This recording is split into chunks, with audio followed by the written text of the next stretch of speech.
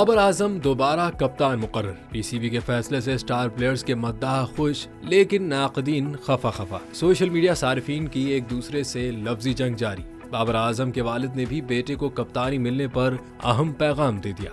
बाबर आजम के वालिद आजम सिद्दीकी ने पैगाम जारी करते हुए बेटे की तस्वीर लगाई और साथ लिखा कि सलाम पाकिस्तान, अल्लाह ही बेहतरीन हस्ब नस्ब देने वाला और वही उसकी हिफाजत करने वाला है। अल्लाह ने बाबर को कप्तान बनाया जब तक चाहा, अब फिर बनाया। बाबर आजम ने एक लफ्ज भी न बोला, न कोई शिकायत की। हाँ, जब उसने मुझसे इजाजत लेकर कप्तानी छोड़ी तो सिर्फ एक लफ्ज कहा कि अब अल्लाह के सुपुर्द, और अब मुझसे इजाजत लेकर कप्तानी ली।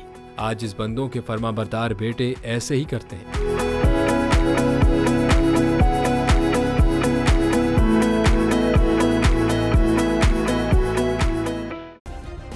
सब्सक्राइब करें और बेल दबाएं ताकि कोई खबर रह न जाए।